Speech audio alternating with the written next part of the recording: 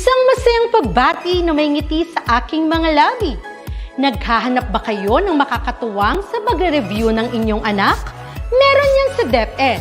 Ang ETUlay online tutorial ay libre at handog ng ating kagawaran sa pangunguna ng OUA ICTS EdTech. Ito ay isang proyektong makatutulong sa mga mag-aaral, katuwang ang mga magulang o kasama sa kani-kanilang tahanan para masagutan at maunawaan ang mga modules. Hangad din ng programang ETUlay ang matulungan ang ating mga guro sa kanilang mga blended learning classes. Ang ating ETUlay ay mula kinder hanggang senior high school. Bukod sa academics, meron din tayong mga special programs gaya ng All is Wellness, Reading and Math Remediation, Storytelling, Mommy Tech Talks, Classes sa Gramatika, Speech Class, Financial Literacy, at marami pang iba. Pinalawig din ng ETUlay ang ating Alive program para sa mga mag-aaral mula grade 1 hanggang grade 3. Gayon din ay mayroon tayong ALS program at SPED tutorials na makasisigurong makakamit ng lahat ang inclusive education. May SPED hotline na rin para sa inyong mga katanungan patungkol sa special education.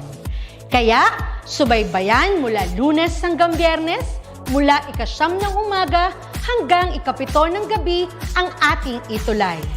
Sa ating pagtutulungan, maiaangat natin ang bawat isa. Ating itutulay ang pagkatuto upang di mapigil ang pag-aaral ng kabataang Pilipino. Itulay natin ito, sulong edukalidad.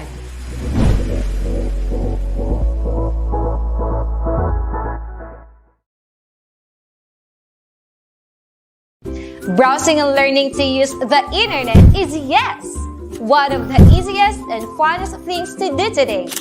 A click here, another click there, and we can be anywhere. You can meet people from around the world. Hi! Read amazing stories and histories of the past. Ooh. And even have a glance of what may be seen in the future. But remember, using the internet without proper guidance and enough knowledge can also be one of the scariest we can ever imagine. Ooh! Imagine going on an online trip, seeing the beauty of the place, when suddenly, potential scams pop up and block your way. Scams? These are dishonest tricks used to deceive people, and we don't want that to happen to any of us. So, be your own hero online. Be internet alert. If it's too good to be true, then it's most likely fake. Fair exchanges shouldn't ask for your personal information. Always think twice or ask for the assistance of your parents and guardians before accessing a new site. Be on guard for possible phishing that will ask you to log in and give your important personal details. Whew! That was close. Good thing I am internet alert. Remember, any effort to steal your information may be a form of scam. So always trust your intuition and distinguish what's real and what's fake online.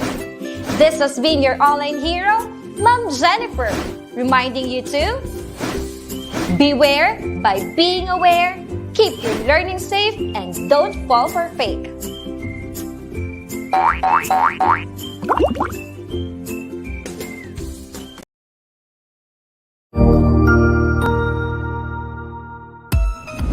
Mabuhay!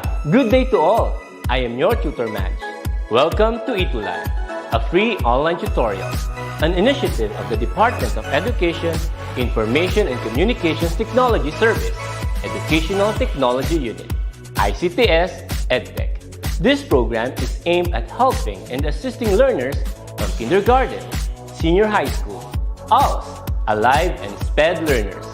Aside from answering the modules, the ETUlay is offering programs which you will surely look forward to. Together with our parents and teachers, the ETUlay will bridge the gaps where difficulty and ease meet in learning new knowledge and skills. So, let us prepare our modules, pen and paper. Ready your mind to see and hear worthwhile and interesting lessons. Let us now study and learn, together with our volunteer online tutors. Tara na!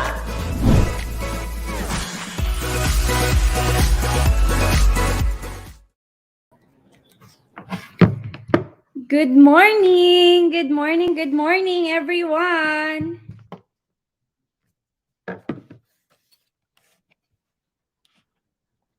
Good morning! Okay, so how are you guys? Happy New Year! I miss you all! We are back and it's Reading Remediation Day. However, I'm a little bit lonely kasi wala si Tutor Warly. But last time, parang nabanggit niya sa akin that she'll be going on an adventure. Maybe we can ask her next week once she's back, okay?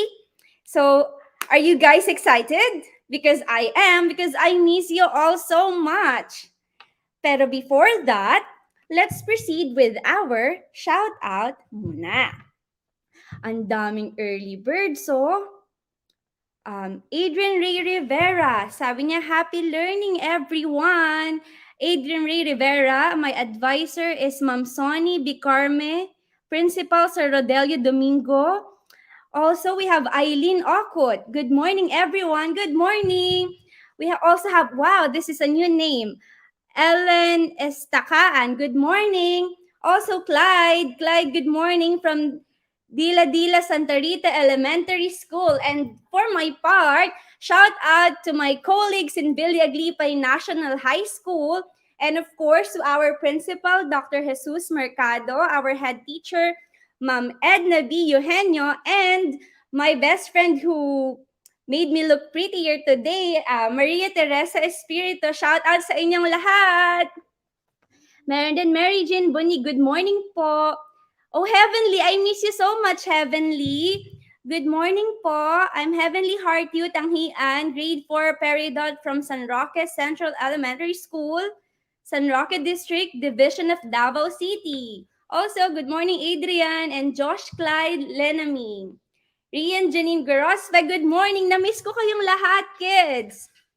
Okay, so now let's proceed with our readers of the week. This is based on our session last time, bago nag-New Year. So first, we have Clyde Liam Mangilam. Congratulations! Also, we have Martin Angel Dave Nagompreza, of course. We also have Ria Janine Garospe. Next, we have Adrian Ray Rivera. And the last readers of the week for this week is Felicity Lorene. Okay, congratulations. Stay an active reader and stay energized while you are participating in our discussion. Congratulations again, Adrian Ray Rivera, Felicity Lorene, Clyde, Martin, and Ria Janine, our readers of the week.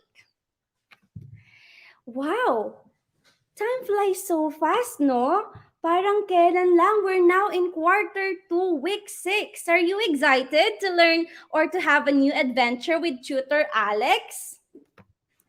Good morning, everyone from Teachers sa Pinas. Good morning po, sabi din ni Shirley. Okay, so for this week, or for the week 6, we will be tackling about retelling fictional work in sequential order and monitor for meaning, making inferences, and synthesizing. So let's find out more about these topics. So for this session, our lesson objectives are: number 1, retell fictional work in sequential order. Okay, so our first lesson objective in this session is we are going to retell fictional work in sequential order. Also, we will monitor for meaning, make inferences, and synthesize a text. Later on, we'll find out more about monitoring for meaning, making inferences, synthesizing a text, and of course, retelling fictional work in sequential order. Good morning po, sabi ni Marcel Banaag-Agol. Good day po sa lahat. Wow, I'm so happy because I can see a lot of new names in our session for today. Welcome po sa inyong lahat. Welcome to our reading remediation for grades 4 to 6. But before anything else, of course, we have the word of the week.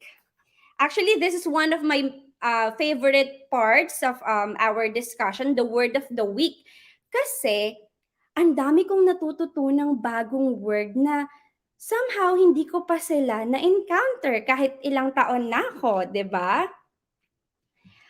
So, our word of the week is inference. Again, our word of the week is inference. So inference is a noun. Take note of that. Inference is a noun.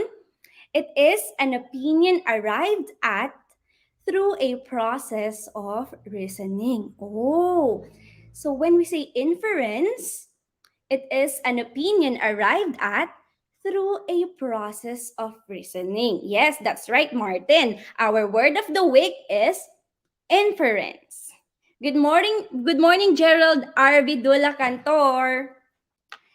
So let us use inference in a sentence so that we can be more familiar with the word. But before anything else, when we say inference, its synonym is conclusion, or it can be a judgment. Actually, we always make inferences, or we have made inferences in our day-to-day living. Later on, malalaman nyo kung paano. So let us use inference in a sentence. First, sentence example, Sheila did not attend the audition, so we made an inference that she didn't want to be in the play. Again, Sheila did not attend the audition, so we made an inference that she didn't want to be in the play. Very good, Eileen. It can also be an assumption. So when we say inference, this is actually our conclusion, our judgment, even this statement or this fact is not stated in the text that we are reading. So inference, it can be conclusion. Inference, this is our judgment, or this is our assumption. Very good, Eileen. Another example for inference, we have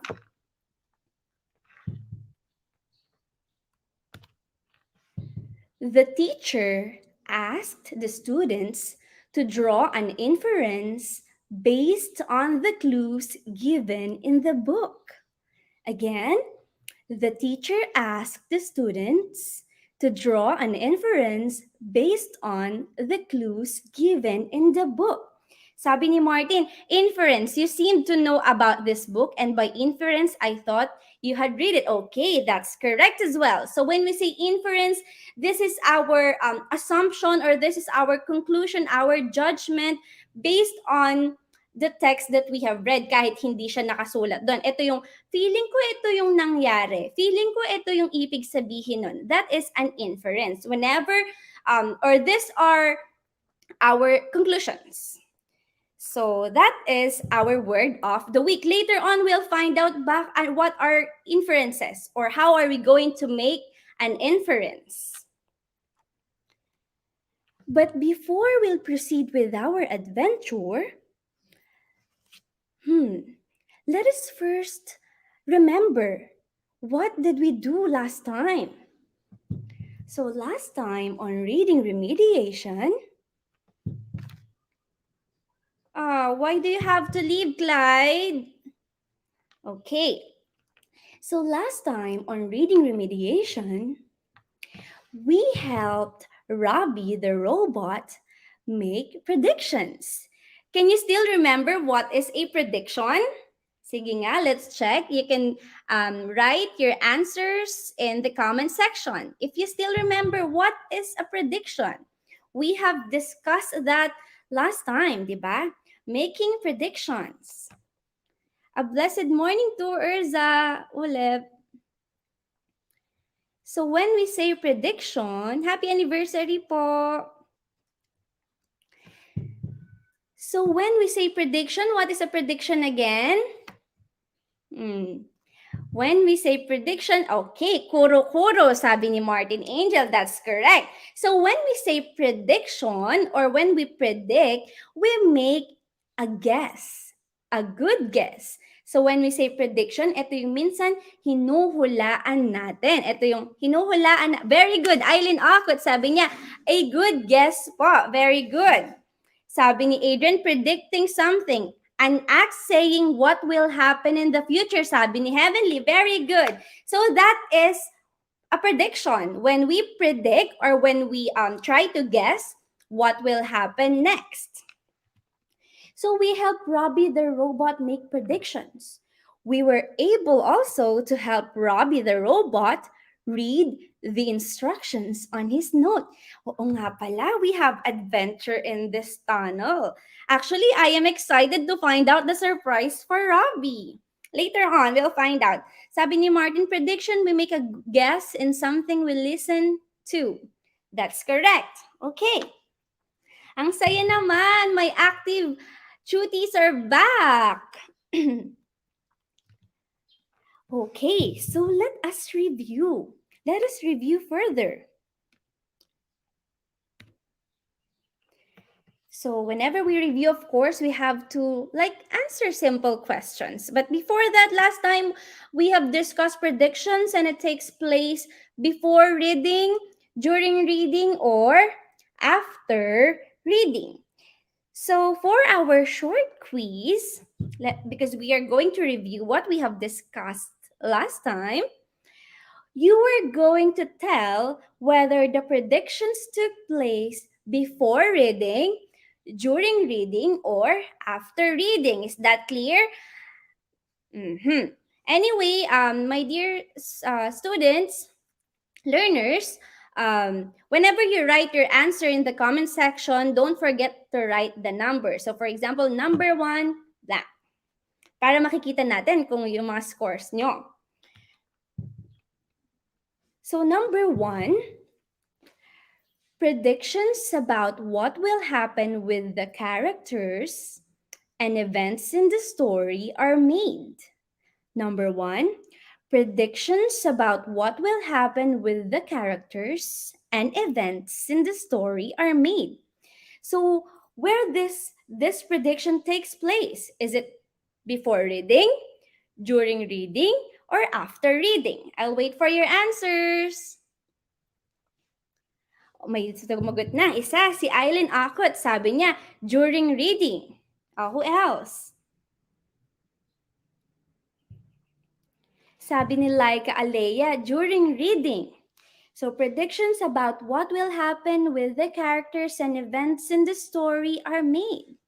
Sabi ni Martin, ni Ria, ni Heavenly, ni Trisha, ni Gail, during reading. Okay, let's reveal the answer. So the answer for number 1 is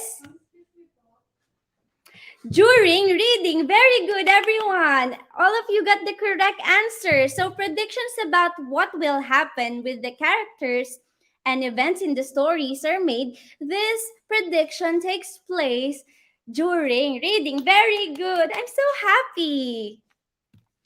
Number 2. Okay, let's proceed now with number 2. Predictions are made on what the story is all about. Number 2.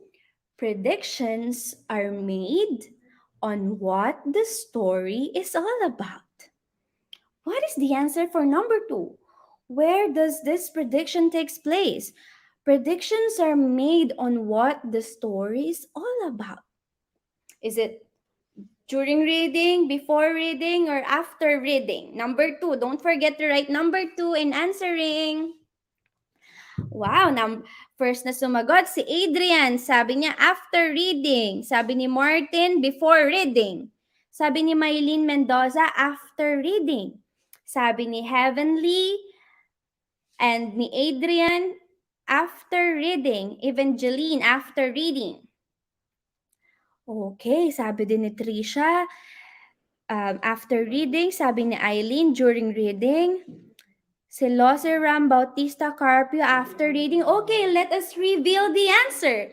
So the answer in number 2 is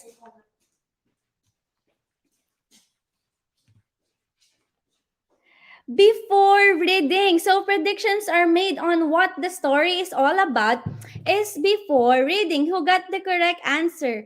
Of course, because this is the time when you are going to predict muna ano kaya ang story nito? Ano kaya ang story ng book na to? So this is made before reading. Take note ha, when predictions are made on what the story is all about, it is before reading. Kasi huhulaan niyo muna or i-guess niyo muna tungkol saan kaya yung story. So you do this bago kayo magbasa, 'di ba? Yay, sabi ni Martin, correct po ako. Okay, congrats. So next one, number 3, the level wherein predictions are being confirmed and adjusted. Number 3, this is a level wherein predictions are being confirmed and adjusted. What is the answer for number 3 kaya? So you predict, or this is the level wherein your predictions are being confirmed and adjusted. Is it before reading, during reading, or after reading? Okay, nakikita ko na silang sumasagot. Sabi ni Adrian, ni Martin, ni Heavenly, and ni Laika, after reading. Let's check if it's correct. Sabi din ni Ria Janine, after reading. Oh, sabi din ni Eileen, ni Gail, after reading. Okay, let us reveal the answer. So for the number 3, the level wherein predictions are being confirmed and adjusted, the answer is after reading. Very good. Everyone got the correct answer. Congratulations. Very good. Good job. Okay, let's proceed with number 4. So for the number 4, readers stop and review the plot. Number 4, readers stop and review the plot. Ano kayang level ng kailan kayo nagte-takes place prediction na to? Whenever the reader stops and reviews the plot. Is it before reading, during reading, or after reading? Sabi ni Adrian, during reading, even Heavenly. Sabi din ni Eileen and ni Martin, during reading po. Who else? During reading, sabi din ni Tricia Lorraine. Sabi ni Gail, during reading. Sabi din ni Jeline, during reading. Okay, so the correct answer is during reading. Yay! Well done. Good job. Good morning, Cassandra. Good morning po, Cassandra Rain Nueva Tomas watching from VMES San Mateo South. Welcome to Reading Remediation. And the last number for our review, number 5, predictions are made based on titles, illustrations, and pictures. Number 5, predictions are made based on titles, illustrations, and pictures. Kailan kaya nangyayari ang prediction na to? Is it during reading, after reading, or before reading? Predictions are made based on titles, illustrations, and pictures. Wow, may mga sumasagot na. Number 5, sabi ni Adrian, ni Heavenly, ni Martin Angel, before reading. Sabi din ni Eileen, ni Laika, ni Trisha, and ni Ria Jane, Evangeline, before reading. Before reading, sabi ni Jacob Lingat. Let's see. Is it before reading, during reading, or after reading? So the correct answer is before reading. Wow! Everyone got the correct answer. Who got 5/5? Sino ang naka-perfect score? Ang galing-galing naman. Nakikita ko halos lahat tama palagi ang sagot. Who got a perfect score? O, sabi ni Adrian, 4/5 daw siya. Very good. One mistake lang. Ako po, sabi ni Gail. Very good, Gail. Yay! Heart, heavenly. Good job, everyone. Shout out to Ma'am Warly. Ma'am Warly, balitaan mo kami sa iyong adventure next meeting. Sabi ni Trisha, 4/5. Even Eileen Ockwood, 4/5. Okay. So, are you guys excited for the continuation of our adventure? Because I really am excited kasi na-miss ko kayong lahat. It's been a while. We had a break kasi, di ba? Nagkaroon tayo ng holidays. So, the adventure continues. Makikita na kaya ni Robbie the Robot ang surprise niya today? Let's find out. The chirping birds, the morning bells, the clear blue skies, and new things to tell. Morning is here. Have a wonderful one. The travelers are joyfully elated toward their adventure in the tunnel with Robbie the Robot.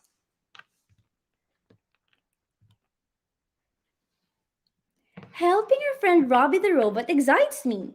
Indeed, an interesting adventure fuels up my energy. That's right. I feel the same. I can't wait to find out the surprise. Hurry up, let's go. Everyone is excited, even the travelers. Robbie? Yoo-hoo!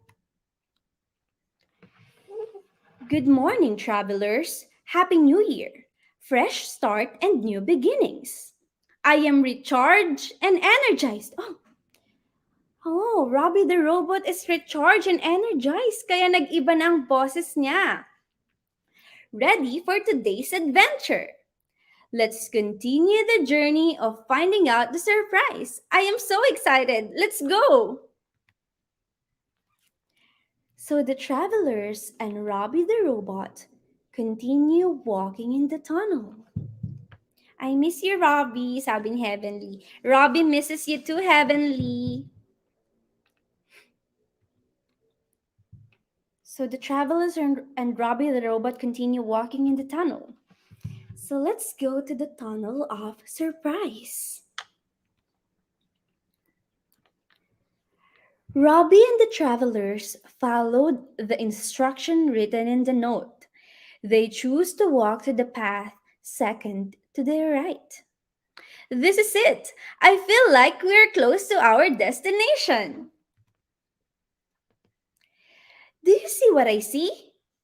Yes, I can see a door. However, they are locked. How are we going to open it if we don't have the key, Robbie? That door doesn't need a key. It automatically opens when you retell a story in sequential order. We have done such things with the Angeles family before.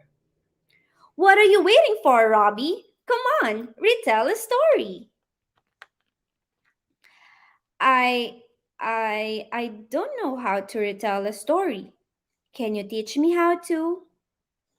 Sure, Robbie. We love retelling stories. We're sure once you have learned how to do it, you will really love it too.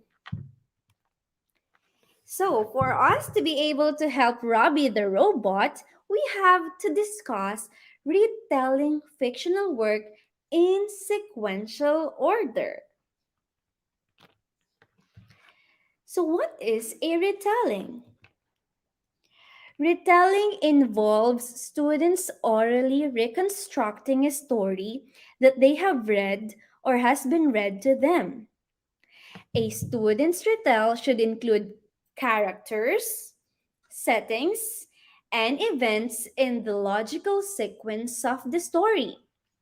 From the word itself, retelling, when we say it's repeat, and then tell is to say. So whenever we say retelling or retell, we say it again. Actually, we always do this even in our friends, our family, our classmates. For example, may nabasa kayong story.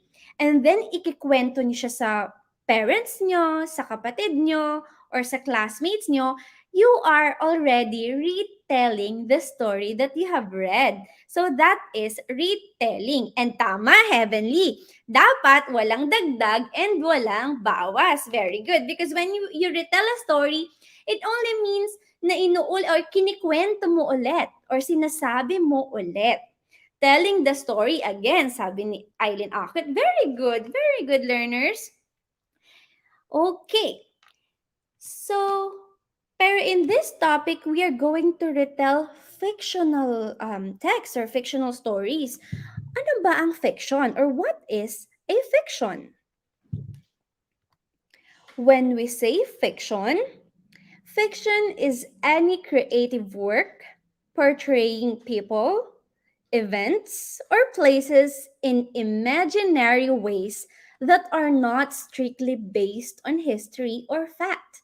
So when we say a fiction, it is an imaginary work. Ibig sabihin, they are not necessarily or they are not exactly based on history or based on facts. They can be true or they can be not. So when we say fiction, imaginary ways that are not strictly based on history or facts. So for example, nakabasa kayo ng story about a talking butterfly, we all know that a butterfly doesn't talk. So that is based on imagination. That is a fiction. Very good, Eileen. Fantasy or legend, sabi ni Heavenly, walang katotohanan, mga kathang-isip lamang. Very good. That's right. Happy learning, everyone. Sabi ni Zay Jonah Pasis Salazar. Happy learning. Thank you, tutors. David Sander Ang here. Welcome, David, from G5 Santa Elena Elementary School, Hagonoy West. Okay. So the creation of a work of fiction implies the construction of an imaginary world. Just like your answers, walang katotohanan, kathang-isip lamang. It's a fantasy or a legend. Ang gagaling naman ng mga learners ko. So when we retell a fictional text or fictional stories, we identify key characters, setting, conflict or the problem the characters have encountered, the resolution or how they solve this problem, and other key events. Or when we say key events, these are the events in the stories.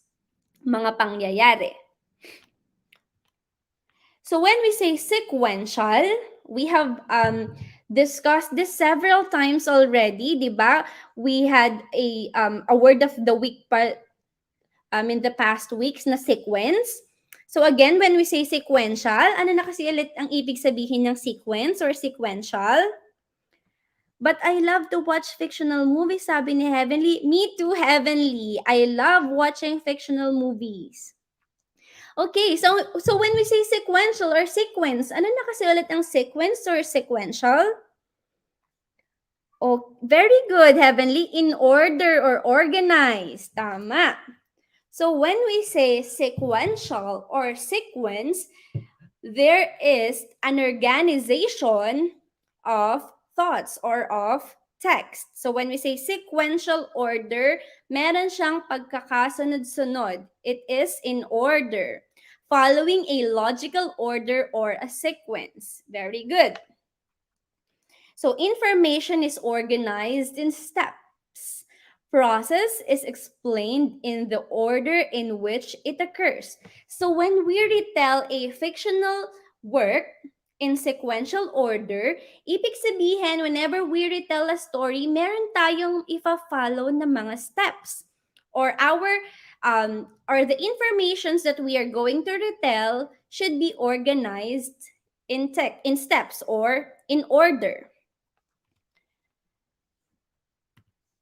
So when we say sequential order, we can see a lot of keywords like first, next, then, last, before, and after. So we can see these words whenever we see sequential order. We have first, next, then, last, before, and after. So this is how we retell in sequence or in sequential order. We can see first, next, then, and last. For example, in making pizza, can you see the picture? First, may 'di ba? May procedure siya. How are we going to retell kaya how to make a pizza? Can you try?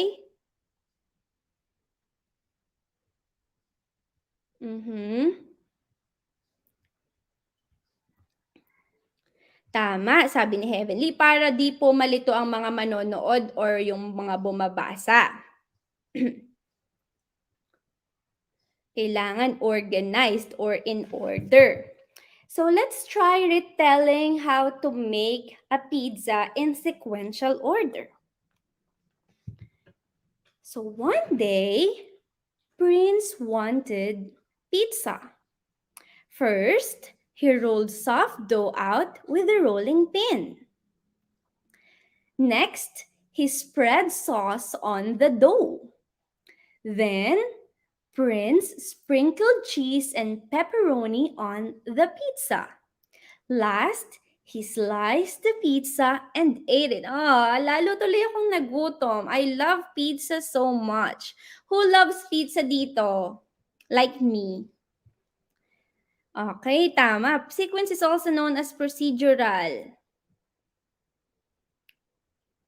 Sequential, forming or following. So as you can see, whenever when we say retelling story in sequential order, the way we retell the informations or the way we retell the text, it is organized in steps or it is in order.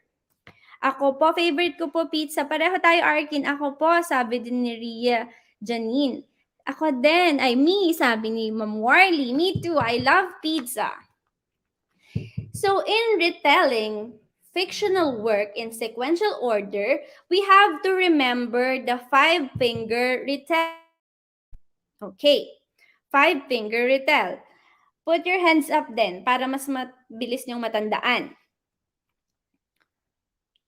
So, the first one, whenever you retell a story, the first one, you should mention the characters. And then, you tell the setting or where does the story takes place or took place. Next, we have the problem or this is the conflict. Next, we have the events in the stories, the beginning, the middle, and the end. And then, the solution to the problem or the conflict. And of course, don't forget the message or the lesson. Again, when we retell fictional work in sequential order, we have to remember the 5-finger retell. First, we have the characters. So you have to first tell who are the characters in the story. Next is the setting or the place where the story took place. Next is the problem. And then the events in the story, the solution, and don't forget the message. Okay, correct, Martin. Characters, setting, problem, events in the story, solution, and message. So that's how You retell a story in sequential order, or this is the order on how you are going to retell a fictional work. Characters, setting, problem, events in the story, solution, and the message. All right. So it's reading time. My favorite part of reading remediation, the reading time. Chloe Margaret is watching. Hello, Chloe. So the title of our story for this week, we have Rudolph the Good Samaritan. Do you know what a Good Samaritan is? Alam nyo ba ano ang Good Samaritan? Sige nga, check nga natin sa comment section. What is a Good Samaritan? It's reading time. Yes, Adrian, it's reading time. Rudolph the Good Samaritan. Tama. May magandang kalooban, sabi ni Heavenly. That's correct. That is the answer. When we say Good Samaritan, these are people or this is a person na may maganda or mabuting kalooban. Tama din si Eileen, matulungin or helpful. Even Adrian, a good person. May magandang kalooban po or mabait, Jeline. So dapat this should be our goal. Dapat lagi tayong maging mabuti. Dapat lagi tayong magkaroon ng magandang kalooban. Pag may humihingi ng tulong, kung kaya, let's help them, 'di ba? Isama natin 'yan sa New Year's resolution natin. Dapat all my tutees, even me as a tutor, will be a good Samaritan. A charitable or helpful person. That's correct, Gail. Mabuting tao. Okay, so let's proceed with our story because I'm so excited. In a happy land of North Pole, where Santa Claus lived, there are many reindeers whose ultimate dream is to be one of the 8 best reindeers who pull Santa Claus's sleigh every Christmas. So, sa North Pole pala nakatira si Santa Claus. And meron siyang 8 best reindeers. Ito yung mga nagda-drive ng kanyang sleigh. One day, one of the 8 best reindeers, named Asher, decided to retire because he is already old. Therefore, Santa Claus has to choose a reindeer who will fill Asher's position. He announced that there will be a selection. Okay. So dahil matanda na si Asher, yung isa sa best reindeers, magre-retire na siya. So pag sinabi magre-retire, aalis na siya sa work kasi magpapahinga na siya. That's why Santa Claus announced that there will be a selection. Sabi ni Charming Joy, Ma'am, bakit wala po si Tutor Warley? Kasi nasa adventure din siya. Next week, tatanungin natin siya kung kamusta kaya ang kanyang adventure. So, the reindeers heard the good news and everyone got excited for the selection.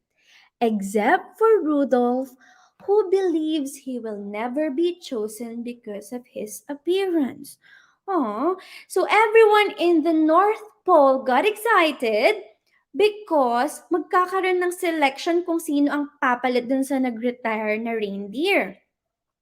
And everyone got excited except for Rudolph because he believes he will never be chosen because of his appearance. That's so sad naman. Rudolph oftentimes get bullied by his neighbors Ali and Addie because of his strange nose.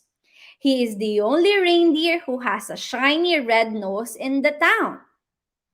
So don't be like Ali and Addie, okay? Don't bully your friends, your neighbors, or whoever you are with kasi bad yon. So si Rudolph, wala siyang confidence kaya alam niyang hindi siya mapipili kasi lagi siyang binubuli ng kanyang neighbors na si Ali and Addy. Bad Ali and Addy. One cold evening, while Rudolph was on his way home, he saw an old reindeer struggling to carry his bag. He immediately ran to the old reindeer and helped him. Ay, may nakita si Rudolph na matandang reindeer, nahihirapang magbuhat ng bag, kaya tumakbo siya agad at tinulungan niya. Kayo ba? For example, may nakita kayong old people, tutulungan niyo din ba if they need help? Of course, dapat. Go Rudolph, you can do it, sabi ni Martin. Happy New Year po! Okay, Rudolph the red-nosed reindeer. It was the day of selection when Santa Claus happily stood in the stage and said, I am glad to announce that the selection is over, and I already found the best reindeer who will be with me this Christmas. Ho, ho, ho, ho, ho. Everyone is wondering because the selection has not yet started. Nagulat ang lahat. Ha, may napili na hindi pa naman nag-i-start ang selection. The chosen reindeer is none other than Rudolph the red-nosed reindeer. Ho, ho, ho, ho, ho, said Santa Claus. Si Rudolph ang napili. How come? Everybody got shocked, including Rudolph. Even Rudolph, nagulat siya. Hindi siya makapaniwala. 2 days ago, I disguised as an old reindeer who's struggling to carry my bag.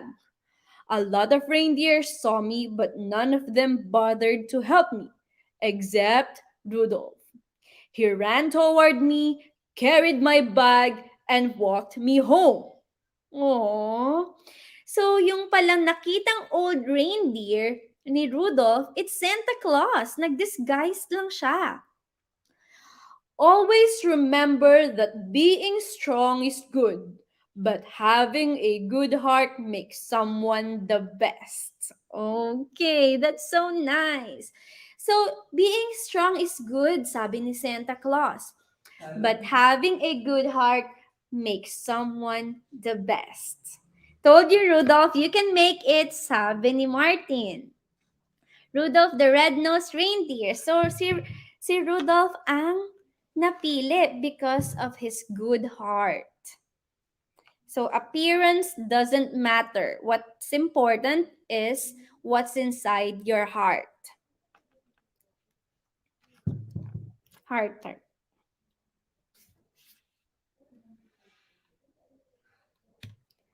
Okay, so let's apply. Application time. You will have a short quiz, and this is the direction. You are going to retell the story by answering the following questions. Okay, so you are going to retell the story by answering the following questions. Again, a reminder, whenever you write your answer, don't forget to write the number. So for example, number 1, blank.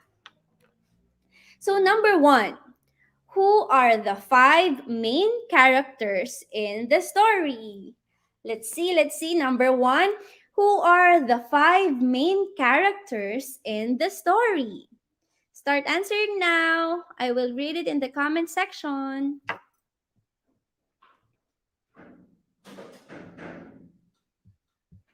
Who are the 5 main characters in the story?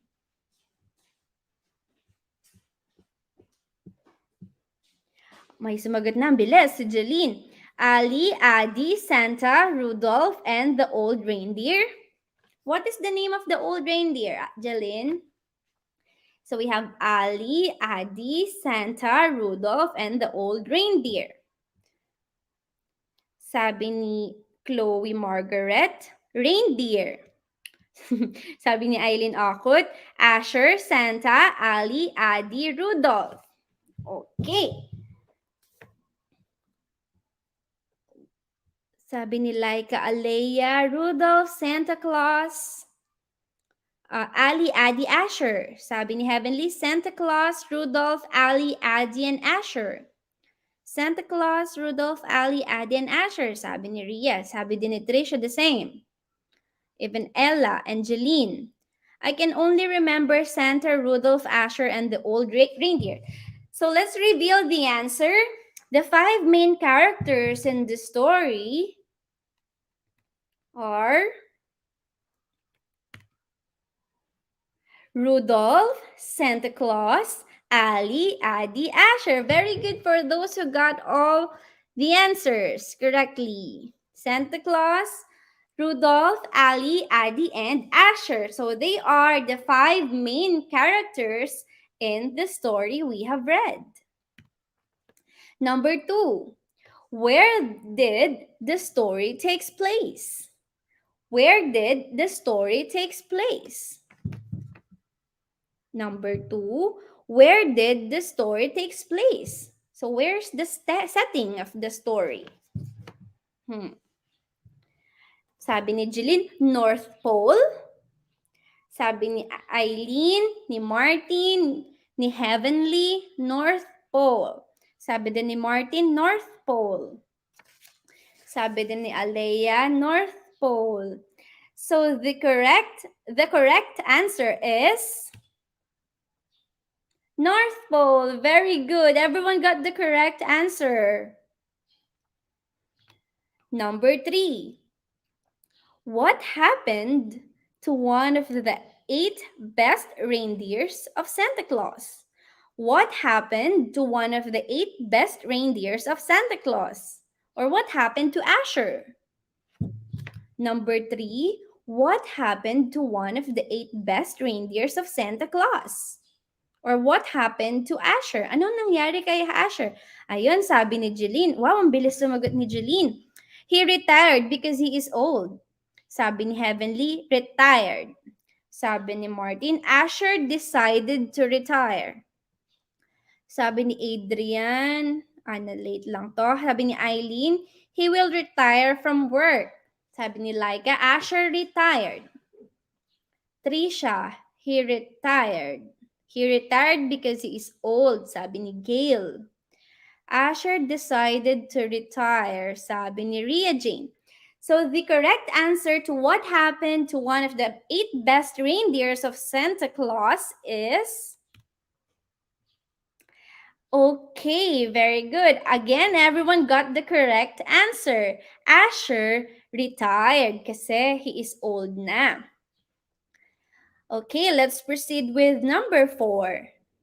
Number 4, what solution Santa Claus did to replace Asher? Number 4, what solution Santa Claus did to replace Asher? Number 4, what solution Santa Claus did to replace Asher? Wow, ang bilis namang sumasagot ni Jeline. He made a selection, sabi. Who else? He made a selection. Is that a correct answer? Sabi ni, ang bilis sumagot ni Jeline. Sabi ni Eileen, Santa decided to find a replacement for Asher. He decided to make a selection, sabi ni Trisha. Sabi ni Gail, he disguised as an old reindeer. He made a selection, sabi ni Ria. Sabi ni Adrian, a selection po. Okay, so the correct answer is Santa Claus announced and conducted a selection. For those who answered selection, it's correct. Very good, everyone, because I've seen that everyone got the correct answer because everyone answered selection. Very good. It only goes to show that you are really reading and comprehending what we are reading. So the last number, number 5, you are going to arrange the events of the story by identifying which is the beginning, the middle, and the end. Write first if it is the beginning, next if it is the middle, and last if it is the end. So we have 3 sentences. You are going to identify if the number 1 sentence is the first, the number 2 sentence is the next, or the number 3 sentence is the last. So you are going to label them so that you can arrange the events of the story. So number 1, Santa Claus announced that the selection is over and that he already found the reindeer who will replace Asher's position. Statement number 2, Rudolph saw an old reindeer struggling to carry his bag, so he immediately helped him. Number 3, the reindeers in the North Pole heard the news about the selection and everyone got excited except for Rudolph since he thinks it's impossible for him to be chosen. Wow, ang bilis sumagot ni Eileen. So sabi niya, number 5, 3, 2, 1.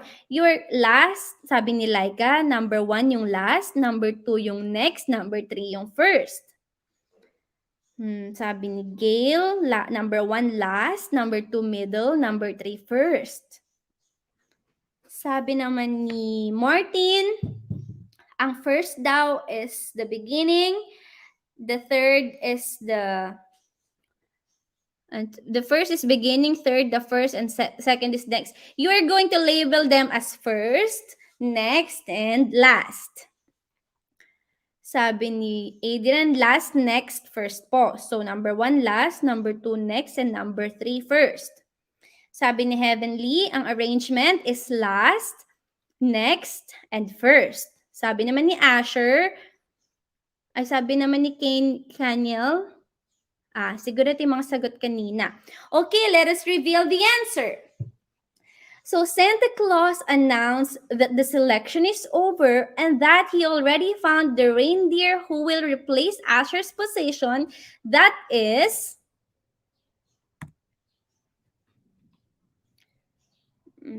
the last. Number 2, Rudolph saw an old reindeer struggling to carry his bag, so he immediately helped him. That is the next. And number 3, that is the first. So first event that happened is the reindeers in the North Pole heard the news about the selection and everyone got excited except for Rudolph since he thinks it's impossible for him to be chosen. That is the first event.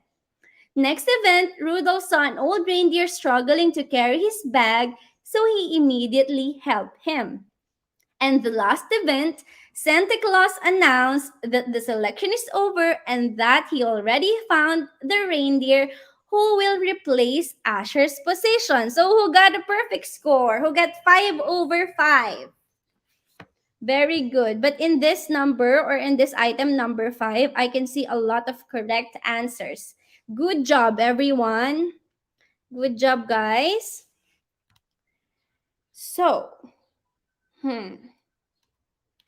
Yay, 5 over 5 po ako. Sabi ni Jeline, sabi ni Gail, 4 over 5. Si Rhea Jane. So, we should proceed with the next topic. Kaso, ang bilis. Oras na agad.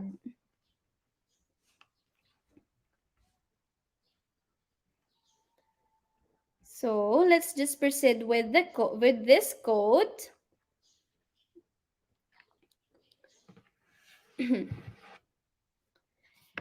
So before we'll end this discussion, let me leave you a quote from B.B. or B.B. King. The beautiful thing about learning is nobody can take it away from you. That is correct. When you learn something, no one can take that away from you. So keep on learning. To get featured, Post your weekly pictures while attending a live tutorial in the DepEd ETUlay Facebook page or group. Don't forget to tag your tutors, Tutor Warly Miranda, and me, Tutor Alexandra Cruz, so that we can invite you to join us in our future live tutorials. Stay awesome! Don't forget the hashtag RR46, hashtag ETUlay Level Up, hashtag Tutor Warly, and hashtag Tutor Alex. And of course, your voice matters. We want to hear from you, your comments, your suggestions, or your feedbacks. Here is the QR link, the QR code, and the link is https://tinyurl.com/ETUlay feedback form. So that's it for today. It was nice meeting you all again. I missed you all. Happy New Year. Stay safe. Huwag munang lumalabas ng bahay. And happy learning. Bye, everyone. Thank you, Chut. Ang husay naman! Natapos mo ang iyong tutorial session kasama ang iyong mahusay na ETUlay tutor. May bago ka bang natutuhan?